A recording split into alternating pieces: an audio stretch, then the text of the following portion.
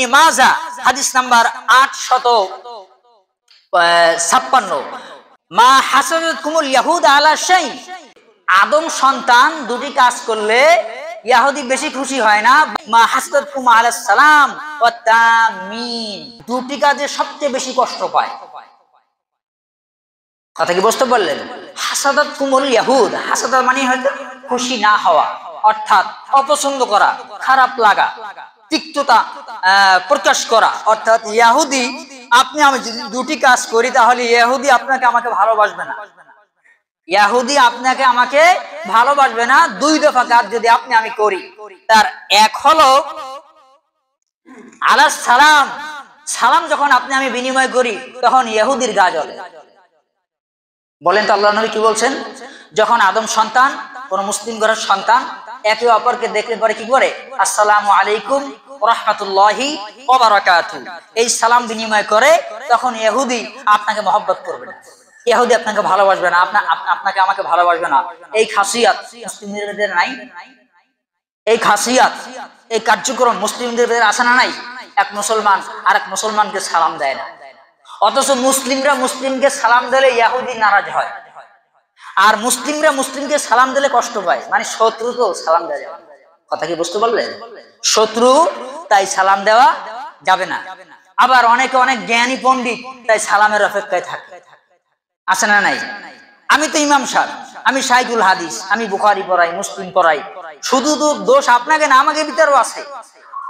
ইমাম সাহেব হয়েছে তাই সালামের অপেক্ষায় থাকে, এলাকার মডেল হয়েছে সালামের অপেক্ষায় থাকে, অথচ কি আফসোস সালাম। তোমরা সালামের প্রচলন ঘটাও, সালাম দাও, সবাইকে সালাম দাও, ইহুদিকে সালাম দাও, খ্রিস্টানকে সালাম দাও, নাসারাদেরকে সালাম দাও। সালাম মানে কি?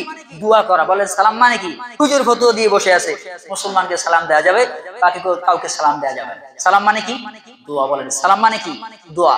দোয়া যদি আপনি না করেন তাহলে একজন ইহুদি খ্রিস্টান মুসলিম হবে কি করে? বলেন আপনাকে এই ফতোয়া কে শিখালো যে সালাম ইহুদিকে দেওয়া যাবে না, খ্রিস্টানকে দেওয়া যাবে না? সালাম সবাইকে দেওয়া যাবে, সালাম সবাইকে দেওয়া যাবে। কোরআনের আয়াত রয়েছে, একাধিক বিশ্বনবীর হাদিস রয়েছে। সম্মানিত উপস্থিতি, ইহুদি কষ্ট পায় যখন কেউ কাউকে সালাম দেয়, ইহুদি কষ্ট পায় যখন কেউ কাউকে সালাম দেয়। এই খাসিয়ত আমরা আমাদের ভিতরে ঢুকাবো না। আমরা মুসলিমকে দেখলেই, যাদেরকেই দেখবো, যে কোনো ধর্মের মানুষকে দেখবো, আসসালামু আলাইকুম রাহমাতুল্লাহ, এতটুকুন এক হাদিস। দ্বিতীয় হাদিসে আল্লাহর নবী এক বক্তব্যে, ভাষণে তিনি বলছেন রাহমাতুল্লাহি ওয়া বারাকাতুহু, মানে বাড়িয়ে বলছেন, দুটোই জায়েজ। কথা কি বুঝতে পারলেন?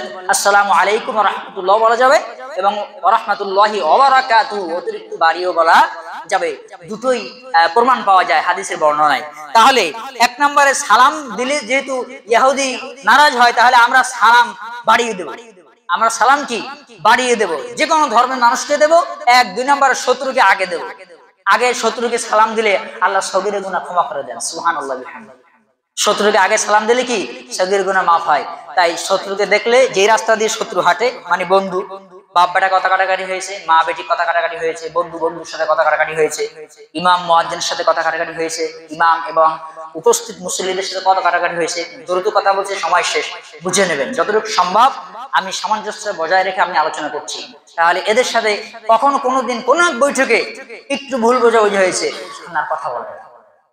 এখন যেই রাস্তা দিয়ে শত্রু হাঁটে, সেই রাস্তা দিয়ে শত্রু এখন আর হাঁটে না।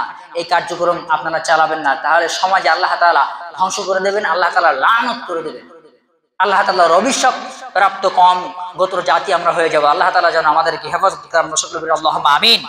এক হলো সালাম ওয়া তামিন, এক নম্বরে হলো সালাম। সালাম তোমরা বিনিময় করো, তাহলে তোমরা কি ইহুদির সামঞ্জস্যতা রাখলে না। যদি তোমরা সালাম বিনিময় করো তাহলে তোমরা কি ইহুদির সাথে সামঞ্জস্যতা রাখলে না। আর